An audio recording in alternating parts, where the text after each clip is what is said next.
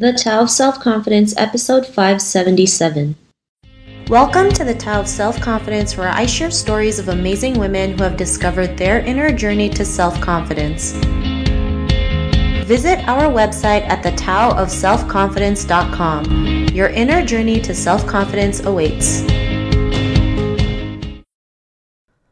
Well, hello, friend. Welcome to the Tao of Self-Confidence, where I share stories of amazing women who have discovered their inner journey to self-confidence. I'm your host today, Sheena Yapchan, and today I have an amazing lady on the show today. She is the CEO of Success Options, and I'm really excited to have her on and share her story with us today on self-confidence. So without further ado, I'm going to introduce you to Rachel Kong. Rachel, how are you today? Maybe you can fill in a little bit more about yourself to the listeners. Hi, I'm Rachel. I'm from the Philippines. So I'm Filipino-Chinese, and I help run my dad's business consultancy company named Success Options Inc. Thanks for having me on the show. Not a problem. Thanks for sharing that. And Rachel, what would be your favorite self-confidence quote?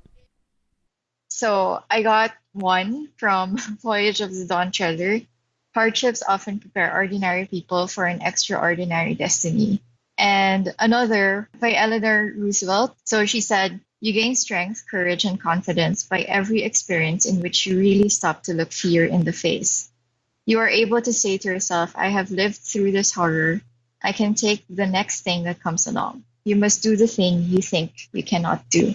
So those are the two favorite quotes I have. Thanks for sharing that great quote. And Rachel, what would be, in your own words, how do you define self-confidence?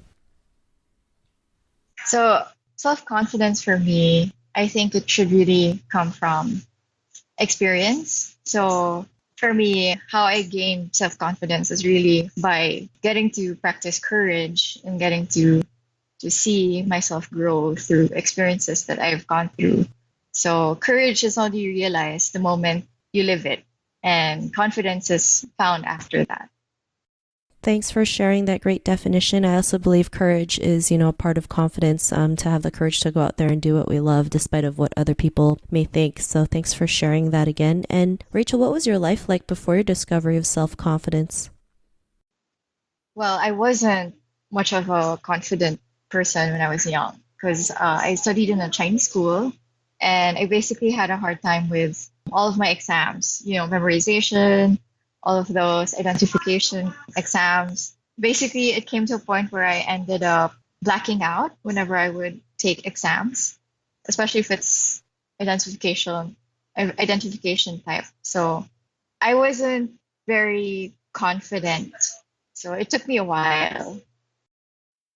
Thanks for sharing that. And I know sometimes, growing up in an Asian household and going to, like a Chinese school, it does pressure us to always be the best, right? And sometimes the pressure kind of gets to us, not realizing like it really brings us down. It's like, if we get a good grade, why didn't we get a better grade? So I mean, it's something that we've all gone through. But what was that point in your life when you realized, you were more than enough to go out there and be the person that you are today? What was that aha moment? Well, it wasn't really like a snap of a finger moment. It was more of a realization process. So I had a conversation with my dad. He's in our country, he's very well known. He is a businessman, consultant. He also trained some of our teachers in school. So even my teachers knew him. And for me, that was very difficult because my teachers knew him and they basically knew my grades. And I knew that they were thinking, like, this is the daughter of such a great man. Like, what happened? So I was also very humiliated and very disappointed in myself at that time. So I went up to him and he asked me a couple of questions. Basically, I failed in English grammar. I remember this moment really clearly. He basically said, I've written so many books. I average 300 talks a year, and until now, I still don't fully understand my grammar. And it blew my mind because he accomplished so much, but basically he knew his weaknesses. So he knew that he needed help in that sense, but he's still able to write and he's still able to push through with it. So for me, that was such a big thing, knowing that a person is able to overcome their failures and their weaknesses and gain the courage from that So that basically gave me the hope to get better and to be a better person. So to push for growth. So that's basically the spark that started that confidence journey for me. Thanks for sharing that. And I think that's a great story that you just shared, especially, when you see somebody who's accomplished so much, you don't think they don't have any flaws or mistakes. They're like this perfect being, not realizing like we all have our own weaknesses. And like you mentioned, just pushing it through, right? Like your father, you mentioned your father saying he didn't understand grammar, but it didn't stop him from doing 300 talks a year or writing so many books, right? He just kept going. And I think that's a great reminder that we can, a great reminder for ourselves that, we're all not perfect and we have flaws, but we should just keep going. And because of that, what's your life been like now?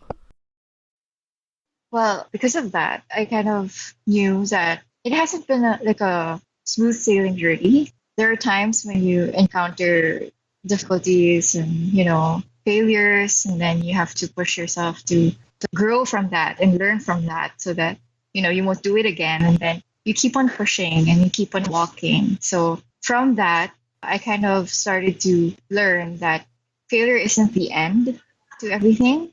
It's basically a way to find your footing again. It's like getting you back into the right road. So, of course, that only happens if you get to use it and learn from it. So, from that, I kind of grew to understand that confidence is gained by constant pushing yourself into being a better person and finding the courage to push through walls that you encounter, and then knowing that you can push through it. I think that's the biggest thing for my confidence, I think. Thanks for sharing that. And I also agree. It's just learning to push through and just being persistent, in what you're doing, no matter what the circumstances are, that gives us that confidence to just keep going. And Rachel, to the woman who's listening to your episode, she may be in her own journey to self-confidence. What would be that one tip you would give to her? Okay, that one tip I think is, first, it's easy to get impatient when you're going through this journey of discovering your self-confidence. It's easy to see the success of other people and compare yourself with them and try to get there as fast as you can. The process is also as important as getting there, and it's never gonna stop because it's a journey. It's something that you need to constantly go through and rediscover for yourself. And I think one of the biggest thing that could stop a person is really fear. So don't let fear stop you from going through the process. Don't let it stop you from pushing through. And when you end up falling or failing, forgiveness is also a big part of it. You have to learn to forgive yourself, because I think for me that's what ended up stopping me from pushing through when I was young.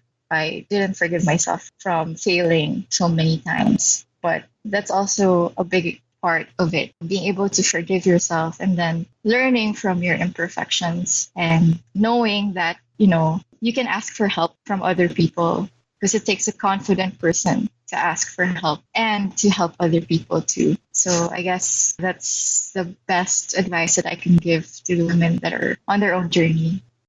Thanks for sharing those great tips. And Rachel, if our listeners wanted to get to know a little bit more about you and what you do, is there any links or social media profiles we can connect with? Yes. So I have an IG. So my Instagram is kong.rich, and our company is named Success Options Inc. So please find us there. Thanks for sharing that. To our listeners, if you want to connect with Rachel, you can also head on over to the taoofselfconfidence.com and search for Rachel's name. Her show notes will pop up along with everything else that we talked about. And I really just want to thank Rachel for taking the time to share her story and tips with us on self-confidence. So thank you so much, Rachel. Thank you. Thank you so much for having me. Not a problem. It was really great having you on the show. And to our listeners, be on the lookout for another new episode of another amazing woman's journey to self-confidence. And we'll talk to you soon. Bye for now. Thank you for tuning in to another amazing episode of the Tao of Self-Confidence. Visit our website at thetaoofselfconfidence.com to check out cool resources, blog articles, show recaps, and so much more. Your inner journey to self-confidence awaits.